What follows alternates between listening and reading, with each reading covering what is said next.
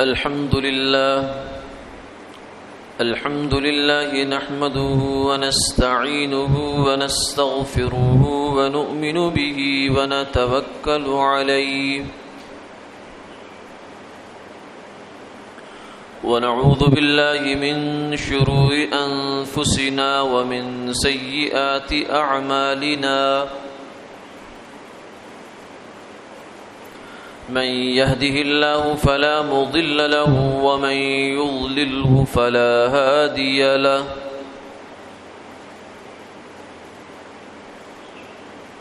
ونشهد أن لا إله إلا الله وحده لا شريك له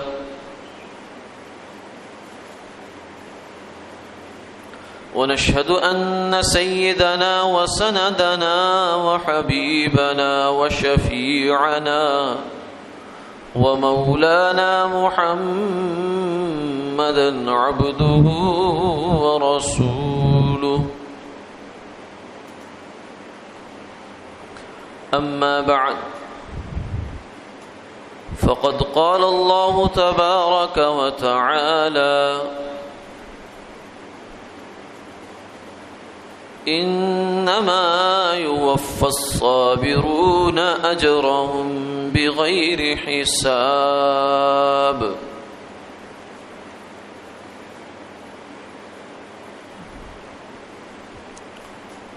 وقال النبي صلى الله عليه وسلم الصبر ليس له جزاء إلا الجنة أو كما قال عليه الصلاة والسلام صدق الله العظيم وصدق رسوله النبي الكريم ونحن على ذلك لمن الشاهدين والشاكرين والحمد لله رب العالمين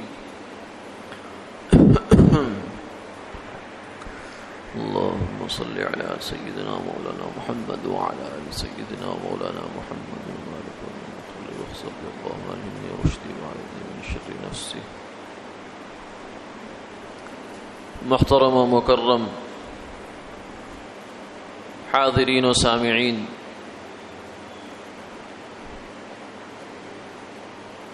اللہ رب العزت کا پاک ارشاد ہے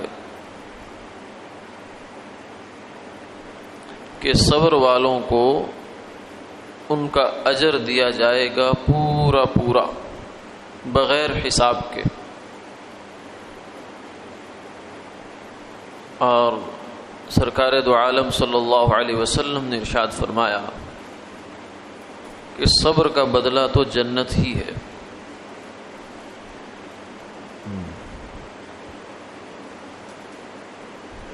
اس دنیا میں رہتے ہوئے یہاں کی زندگی کچھ اس قسم کی بنی ہے کہ کوئی آدمی بھی یہاں یہ نہیں کہہ سکتا کہ میری ساری زندگی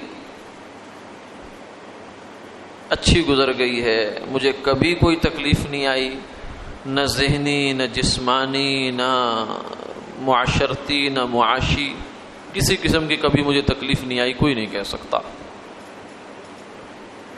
اور نہ ہی کوئی یہ کہہ سکتا ہے کہ میرے اوپر ایک لمحہ بھی ایسا نہیں گزرا کہ مجھے کوئی خوشی دیکھنے کو نہ ملی ہو. ایسا بھی نہیں ہے.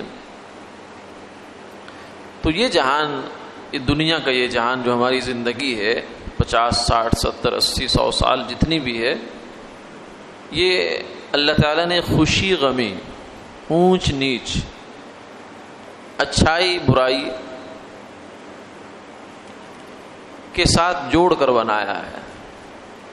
یہاں دن بھی ہے، رات بھی ہے، یہاں سردی بھی ہے، گرمی بھی ہے، آگ بھی ہے، پانی بھی ہے، حالات بھی ہیں اور خوشیاں بھی ہیں. شادیانے بھی بجتے ہیں شادیوں کے، اور مرگ اور جنازے بھی اٹھتے ہیں. بعض دفعہ ایک ہی دن میں ایسا اتفاق بھی ہوتا ہے کہ ایک طرف جنازہ اٹھتا ہے اور ایک طرف خوشی کی خبر آتی ہے. ایک آدمی برادری میں سے، محلے میں سے، دوستوں میں سے، دنیا سے رخصت ہو جاتا ہے، اور دوسری جانب خوشی کی خبر آتی ہے کہ فلاں آدمی کے پاس گھر میں اللہ تعالیٰ نے فلاں کے 10 سال بعد 15 سال بعد بیٹا عطا فرمایا. خوشی کی خبر، غمی کی خبر ساتھ ساتھ چل رہی ہے. ہاں، جنت اور جہنم جو آخرت کا جہان ہے وہ ایسا جہان ہے کہ وہاں سب الگ الگ ہو جائے گا. جنت میں کوئی تکلیف نہیں ہے. جنت آ جا کے آزار نہ باشد. جنت وہ جگہ ہے جہاں کوئی تکلیف نہیں ہوگی. کسے راہ با کسے کارے نہ باشد. کسی کو کسی سے کوئی مسئلہ نہیں ہوگا.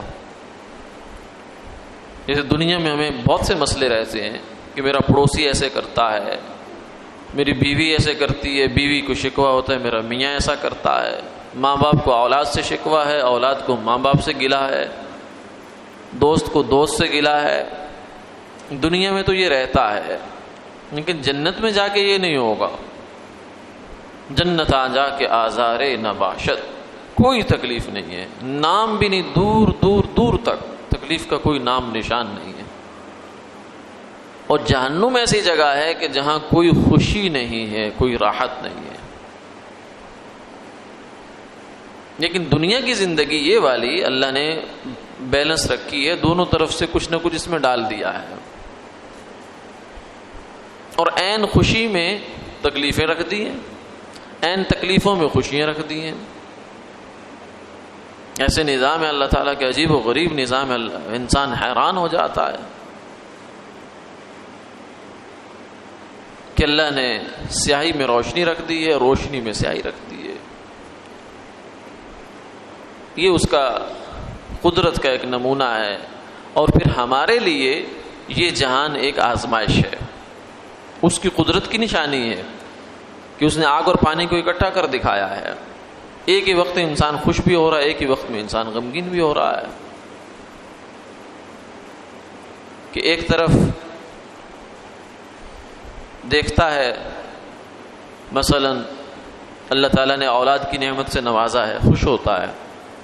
دوسری جانب یہ ہے کہ اہلیہ جو ہے وہ اس کو، جو بچہ پیدا ہوا ہے وہ بڑی تکلیف سے ہوا ہے، جسم بیکار ہو جاتا ہے، بعض دفعہ سیزیرین ہو جاتا ہے.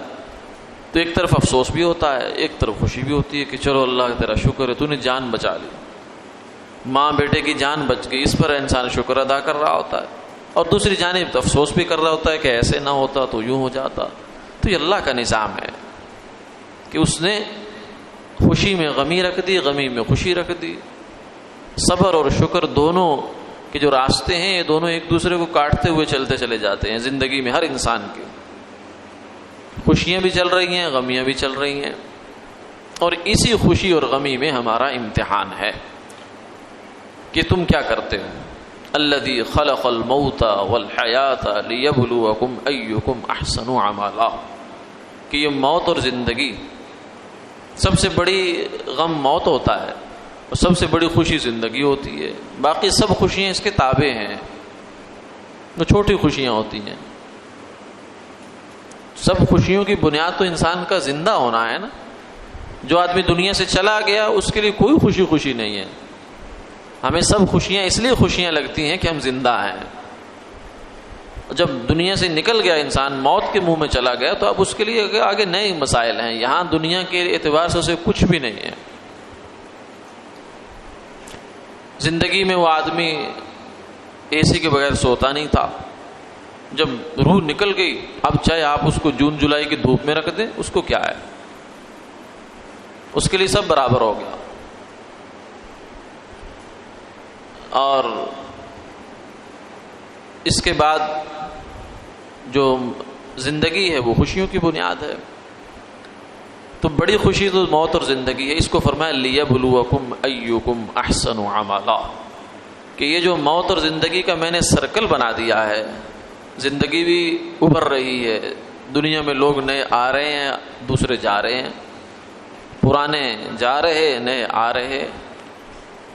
اور یہ بھی اللہ کا عجیب نظام ہے کہ اللہ نے انسان کے اپنے ہاتھوں سے اس کی ریپلیسمنٹ تیار کرواتے ہیں، اس سے خوشی خوشی تیار کرتا ہے. دیکھیں نا، ویسے اگر ایک انسان کسی جگہ جاب کر رہا ہے یا بزنس کر رہا ہے، ملازمت ہے، کاروبار ہے اس کا، یا اس کا ایک مکان ہے، یا اس کی گاڑی ہے، اونرشپ ہے اس کی کوئی نہ کوئی، اگر اسے یہ پتہ چلے کہ فلاں آدمی میرے بزنس پہ قبضہ کرنا چاہتا ہے، میری دکان مجھ سے ہتھیانا چاہتا ہے، مجھے یہاں سے بے دخل کرنا چاہتا ہے، میری ملازمت کو ختم کرنا چاہتا ہے، یا میرے گھر پہ قبضہ کرنا چاہتا ہے، میری گاڑی ہتھیانا چاہتا ہے، تو کوئی آدمی بھی برداشت نہیں کرے گا اس کو. اس کے لیے تگ و دو کرے گا، بھاگ دوڑ کرے گا، سب کچھ کرے گا کہ یہ کسی طریقے سے میں اس سے بچ جاؤں، میں اپنی خون پسینے کی کمائی سو کیوں دوں. آدمی قطعاً اس کو گوارا نہیں کرے گا. لیکن جو اولاد ہمارے یہاں پیدا ہوتی ہے، اس کے لیے ہم سب کچھ خوشی خوشی چھوڑنے کے لیے تیار ہو جاتے ہیں. اولاد ایک وقت آتا ہے کہتی ہے کہ ابا جی اب آپ دکان پہ نہ آیا کریں، اب آپ اللہ اللہ کیا کریں گھر میں بیٹھ کر. جو مکان بڑے چاؤ سے پلاٹ خریدا جاتا ہے، بڑے کمرے بنائے، اس میں پوری حکومت ہوتی ہے انسان کی، بچے بڑے ہو جاتے ہیں، شادی کی، 2 کمرے اس کے پاس چلے گئے، ایک پورشن اس کے پاس چلا گیا، ایک بلڈنگ اس کے پاس چلی گئی، دوسری دوسرے کے پاس، پھر تیسری تیسرے کے پاس، کرتے کرتے کرتے مائی بابا جو ہوتے ہیں وہ گھر کے ایک کونے میں سمٹ جاتے ہیں. اب یہ ریپلیسمنٹ ہوتی ہے.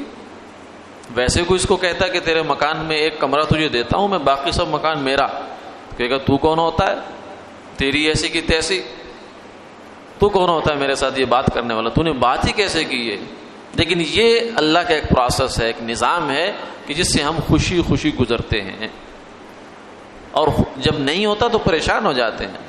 کتنے لوگ ہیں بیچارے کہتے ہیں اولاد نہیں ہو رہی ہے، یہ میں سارا کس لیے کر رہا ہوں، میرا کاروبار، میری جائیداد، میرا یہ، میرا وہ، میرا کوئی پیچھے وارث ہی نہیں ہے، تو میں کیا کروں گا اس کو. تو یہ ایک اللہ کا نظام چل رہا ہے. الذی خلق الموت والحیات، زندگی اور موت، یہ سرکل چل رہا ہے. لوگ آ رہے ہیں، جا رہے ہیں، اسٹیشن ہے، گاڑی چل رہی ہے، لوگ اتر رہے ہیں، نئے مسافر سوار ہو رہے ہیں. تو یہ مقصد اس کا کیا ہے؟ لیبلوکم، ہماری آزمائش ہے. آزمائش کیسے ہے؟ آزمائش ایسے ہے کہ جہاں انسان کو زندگی میں ملے خوشی، ایسی حالت ملے جو اس کو اچھی لگ رہی ہے، وہاں کیا کرتا ہے. اور جہاں اس کو ملا غم، پریشانی، تکلیف، تنگی، مصیبت، وہاں کیا کرتا ہے. اس لیے ہماری زندگی کا کوئی سانس، کوئی دن، کوئی لمحہ، کوئی حال ان 2 حالتوں سے خالی نہیں ہے. یا تو ہم اچھا فیل کر رہے ہوتے ہیں یا اچھا نہیں فیل کر رہے ہوتے. یہ 2 ہی صورتیں ہوں گی. اگر ہماری چاہت کے مطابق ہمیں کچھ مل گیا ہے تو اس میں بھی ایک ہمارا امتحان ہے. اگر ہمیں ہماری چاہت کے مطابق کوئی چیز نہیں ملی، اس میں بھی ہمارا امتحان ہے. اگر مل گیا تو اس میں ہمارے شکر کا امتحان ہے، اگر نہیں ملا تو اس میں صبر کا امتحان ہے. اور شکر جو ہے یہ پھر بھی آسان ہے، اگرچہ کرتے بہت تھوڑے لوگ ہیں. اعملوا آل داود شکرا وقلیل من عبادی الشکور. داؤد علیہ السلام کو اللہ نے خطاب کیا، فرمایا کہ اے آل داؤد، داؤد کے گھرانے والوں، شکر کرو، اللہ کی نعمتوں کا شکر کرو. پھر فرمایا وقلیل من عبادی الشکور، میرے بندوں میں سے بہت تھوڑے لوگ ہیں شکر کرتے ہیں، نعمتوں کا احساس نہیں کرتے، قدردانی نہیں ہے نعمت کی. جتنی نعمت بڑھتی جاتی ہے ناشکری بڑھتی چلی جاتی ہے. ایک موٹی سی اندازہ ہے، بات ہے، سب حضرات جانتے ہیں اس بات کو کہ اس زمانے میں ہم جس ماحول معاشرے میں رہ رہے ہیں، ایک عام آدمی کے پاس، بالکل عام سے عام، چھوٹے سے چھوٹا آدمی جو بالکل آخری درجے میں زندگی گزار رہا ہے، وہ سہولتیں ہیں، وہ نعمتیں ہیں جو پرانے زمانے میں بادشاہوں کے پاس نہیں ہوتی تھی. آپ جب چاہیں بٹن دبائیں پنکھا چل جاتا ہے، آپ کو ہوا دیتا ہے ٹھنڈی. آپ جب چاہتے ہیں آپ کو ٹھنڈا پانی میسر ہے. پہلے لوگ بادشاہوں کے لیے پانی ٹھنڈے کرتے تھے، پتہ نہیں کتنے جتن کرتے تھے بیچارے، اور کس قسم کا ہوتا تھا وہ بھی ایک الگ بات ہے. بادشاہ ہے اپنی خلوت گاہ میں جانا چاہتا ہے تو وہاں کون اس کو پنکھا دے گا؟ ہمارے لیے ساری نعمتیں میسر ہیں، ایک ایک بٹن کے فاصلے پر ہمیں ہر چیز مل رہی ہے اور ملتی چلی جا رہی ہے. سواریاں اتنی تیز رفتار ہیں، جو سفر مہینوں میں ہوتے تھے آج گھنٹوں میں ہو رہے ہیں، اور بالکل مختصر سے اور تھوڑے تھوڑے کرائے میں ہو رہے ہیں. لیکن اس کے باوجود بھی انسان ناشکرا ہے. وَقَلِيلٌ مِّنْ عِبَادِيَ الشَّكُورُ، شکر نہیں کرتا، بھول جاتا ہے. جتنی نعمتیں بڑھتی جاتی ہیں اور بھولتا چلا جاتا ہے. اسی لیے فرمایا نا کہ ابن آدم کو اگر ایک وادی سونے کی دے دی جائے تو بھی شکر نہیں کرے گا، قناعت نہیں کرے گا کہ بس کافی ہے، میرے لیے کافی ہے. نہیں، کہے گا کہ وہ ساتھ والی بھی مل جائے تو کام بن جائے. اگر ساتھ والی بھی دے دی تو کہے گا وہ جو اگلے والی ہے نا وہ ملے تو پھر کام بنتا ہے. تو یہ جو حرص اور ہوس ہے انسان کی تو ختم ہو سکتی نہیں ہے. تنخواہ 10,000 تھی تو کہتا تھا اگر 15 ہو جائے نا تو بڑا گزارا اچھا ہو جائے گا. 15 ہوئی تو کہتا ہے 20 ہو جائے تو بڑا اچھا گزارا ہو جائے گا. 20 سے 50 ہوئی، 50 سے لاکھ ہوئی، لاکھ سے 2، 2 سے 5، 60، 8، 10 بھی ہو گئی اس کی تو بھی اس سے پوچھے کیا صورتحال ہے؟ بس جی مہینے کے آخر میں ہاتھ خالی ہے. مہینے کے آخر میں ہاتھ خالی ہے. جب 5,000 تھا تب بھی خالی ہے، 5 لاکھ ہے تب بھی خالی ہے. اب یہ نہیں کہ سوچ رہا کہ یہ جو اتنا پیسہ اللہ نے مجھے دیا اس مد میں، اس کمائی میں، اس سے میں نے کتنی چیزیں خریدی ہیں، اپنی زندگی میں کتنی سہولتیں پیدا کر لی ہیں میں نے. بس یہ دیکھتا ہے کہ میرے ہاتھ میں کچھ نہیں ہے. کیونکہ انسان کا اصل مزاج یہ ہے کہ یہ خدا بننا چاہتا ہے کہ میں اشارہ کروں، میرے دل میں خواہش پیدا ہو، بس ویسا ہو جائے. تو ایسا ہو نہیں سکتا. بندہ بندہ ہے، خدا خدا ہے. یہ خدا کی شان ہے کہ اس کے ہاتھ میں سب کچھ ہے، بندے کے ہاتھ میں کچھ بھی نہیں ہے بیچارے کے. بندے کو اللہ تعالیٰ نے جو نعمتیں دے رکھی ہیں بس اس پر اس کی فرض بنتا ہے کہ اللہ کا شکر ادا کرے، اور اس شکر پر اللہ اور نعمتوں کو بڑھا دیتے ہیں. اور دوسرا جو امتحان ہے وہ صبر کا امتحان ہے. یعنی یہ نہیں ہو سکتا، اس کو تو انسان بھول ہی جائے کہ دنیا میں اس کی خواہش کے مطابق سارے کام ہو جائیں گے. یہ نہیں ہو سکتا. یہ جنت میں ہوگا. وَلَكُمْ فِيهَا مَا تَشْتَهِي أَنفُسُكُمْ وَلَكُمْ فِيهَا مَا تَدَّعُونَ، کہ جنت میں وہ ہوگا جو تم چاہو گے، اور دنیا میں وہ ہوتا ہے جو اللہ چاہتا ہے. اس لیے فرمایا ابن آدم ایک تیری چاہت ہے، ایک میری چاہت ہے. اگر تو اپنی چاہت کو میری چاہت میں فنا کر دے، ختم کر دے، تو میں وہ کروں گا جو تیری چاہت ہے.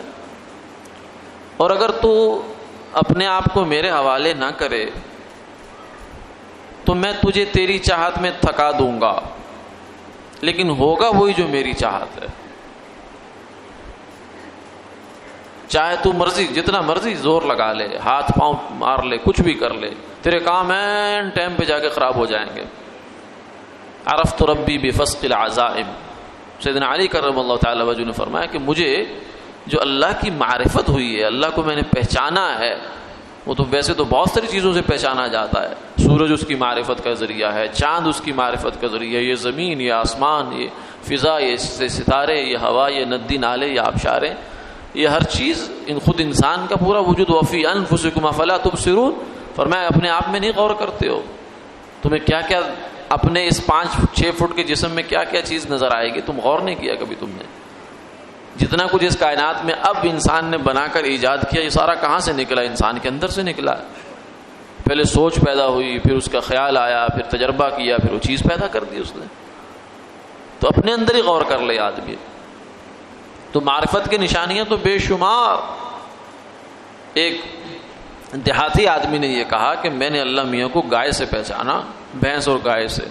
وہ کیسے بھائی؟ انہوں نے کہا دیکھو کہ خود اللہ تعالیٰ نے بھی یہ بات ذکر کی ہے قرآن پاک میں، وَإِنَّ لَكُمْ فِي الْأَنْعَامِ لَعِبْرَةً نُسْقِيكُم مِّمَّا فِي بُطُونِهَا مِن بَيْنِ فَرْثٍ وَدَمٍ لَبَنًا خَالِصًا سَائِغًا لِّلشَّارِبِينَ، کہ بھینس اور گائے جو ہے وہ چارہ کھاتی ہے سبز رنگ کا، پانی پیتی ہے اس کا رنگ کچھ اور ہے، باقی چیزیں کھاتی ہے اس کا رنگ کچھ اور ہے، خون سے بھری ہوئی ہے، گوبر سے بھری ہوئی ہے وہ، اور خون اور گوبر جو ہے اس کے اندر سے دودھ نکل کر آ رہا ہے، اور اس دودھ کے اندر ایک قطرہ بھی گوبر کا نہیں، ایک قطرہ بھی خون کا نہیں ہے. لبنا خالصا سائغا للشاربین، ایسا خالص دودھ ہم نے نکالا اور بالکل پینے والوں کے لیے بڑا خوشگوار. کہاں سے نکل کے کہاں سے آ رہا ہے؟ یعنی گند کے راستے سے اتنی صاف چیز نکال کر اللہ تعالیٰ لا رہے ہیں. یہ اس کی قدرت کی نشانی ہے. تو اللہ تعالیٰ کو تو پہچاننا کوئی مشکل نہیں ہے. اس کے لیے کوئی بڑی تجربہ گاہیں نہیں چاہیے، کوئی بڑے سائنسدانوں کا دماغ نہیں چاہیے. خدا کو پہچاننے کے لیے تو تھوڑی سی توجہ چاہیے بس. تو حضرت علی فرماتے ہیں میں نے جو خدا کو پہچانا اس کی ایک وجہ یہ بھی تھی کہ میں بڑے منصوبے بناتا ہوں، ادھر سے بھی وسائل اکٹھے کر لیے، یہ سورس بھی استعمال کر لیا، ادھر بھی کر لیا، ادھر بھی کر لیا، سب کر لیا اپنے خیال سے، بس اب کام ریڈی ہے. لیکن بیچ میں ایسا کچھ ہوتا ہے کہ سارا کام تیا پانچا ہو جاتا ہے، اس کا دھرا کا دھرا رہ گیا سب کچھ. تو پھر مجھے پتہ چلتا ہے کہ دنیا کے اندر رہتے ہوئے جتنے اسباب اور وسائل تھے وہ تو میرے موافق تھے، ان میں تو کوئی بھی میرے مخالف نہیں تھا. تو یہ جو مداخلت ہوئی ہے یہ دنیا کے اندر سے نہیں باہر سے ہوئی ہے.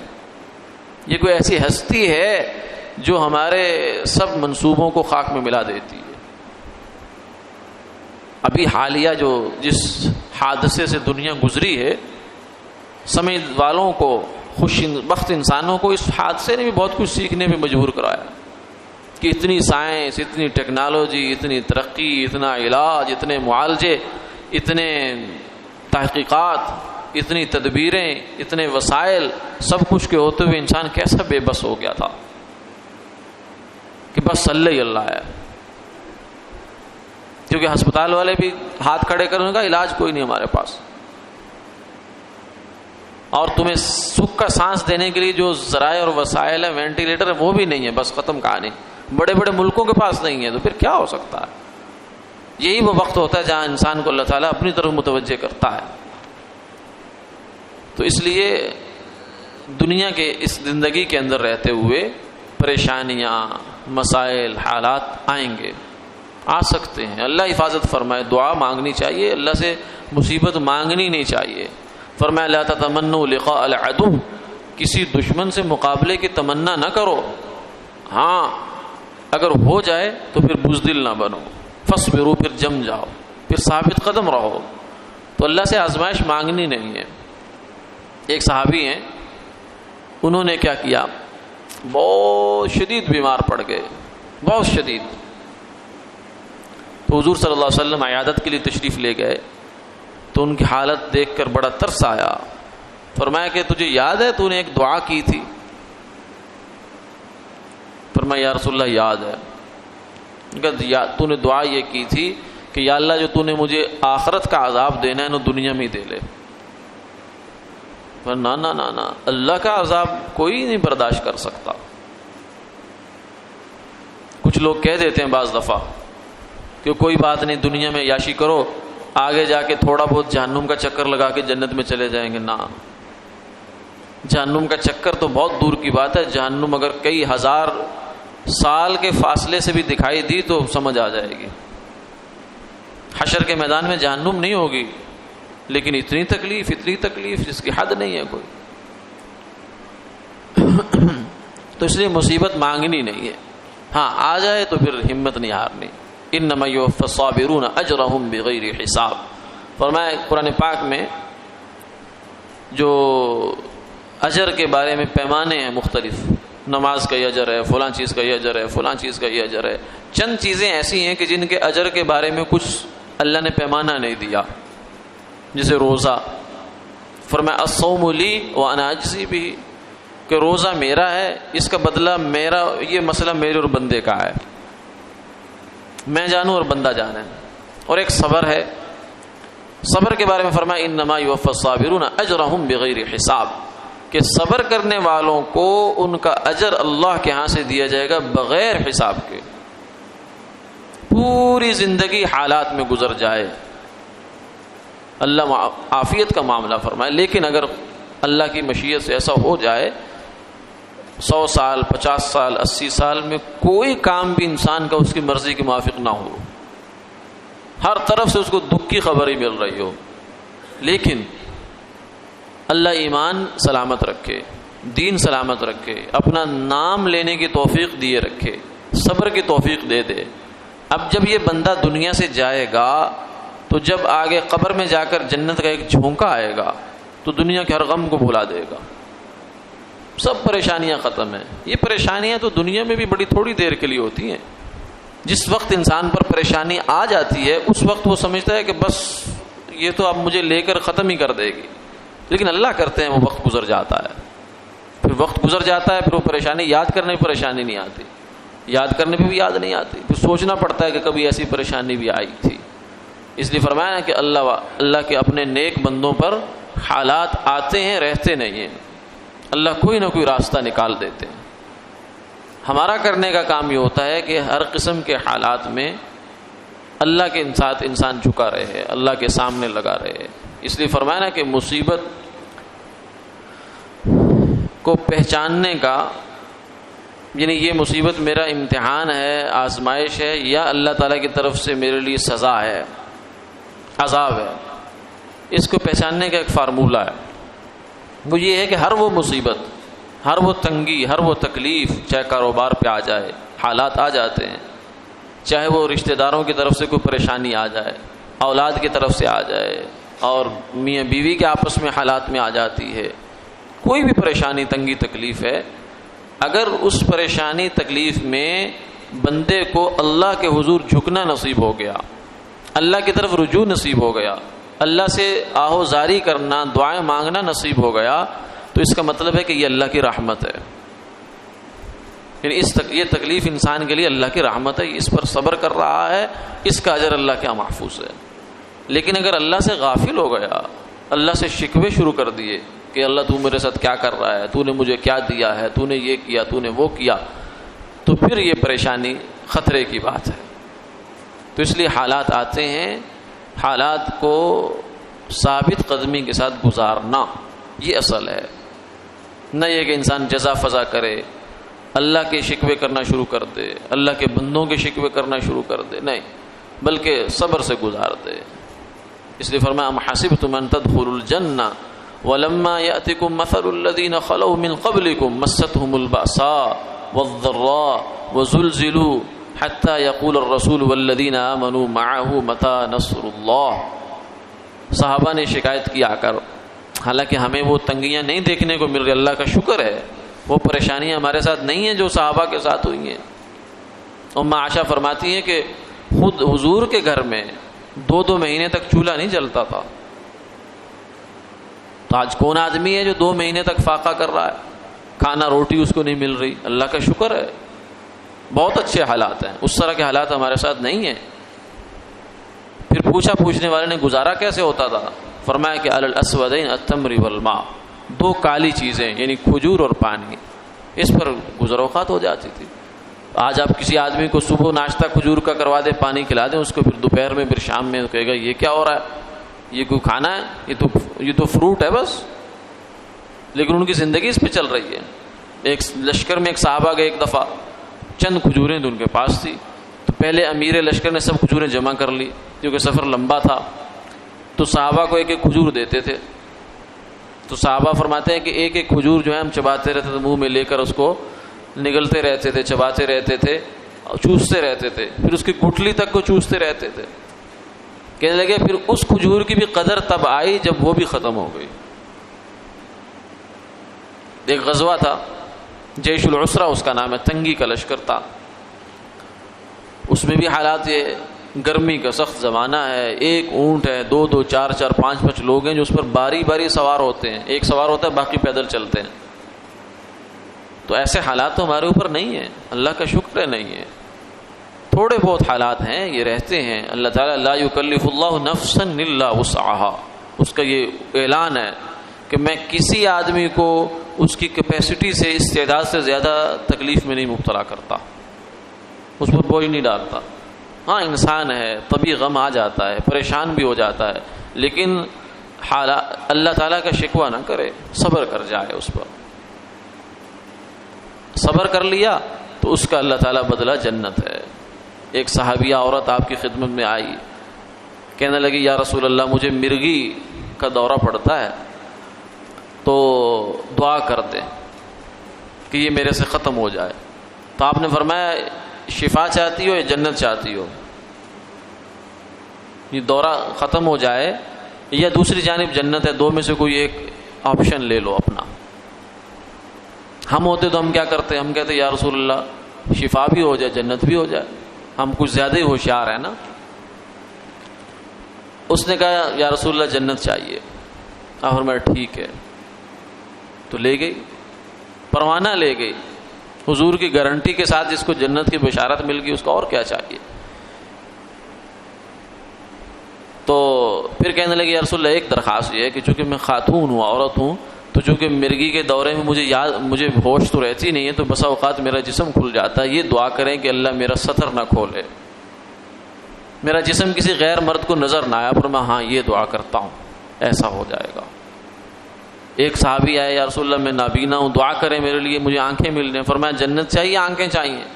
کہنے لگے جنت. مل گئی جاؤ. تو انہوں نے بڑے حالات دیکھے ہیں، بڑے صبر کیے، بڑے گزارے کیے. کہ ایک جنگ میں باپ شہید ہوا، بیٹا شہید ہوا، بھائی شہید ہوا، ایک اکیلی خاتون رہ گئی پیچھے، لیکن وہ کہتی کوئی پرواہ نہیں. لیتک تحلو والایام مریرا ولیتک ترضی والانام غضاب.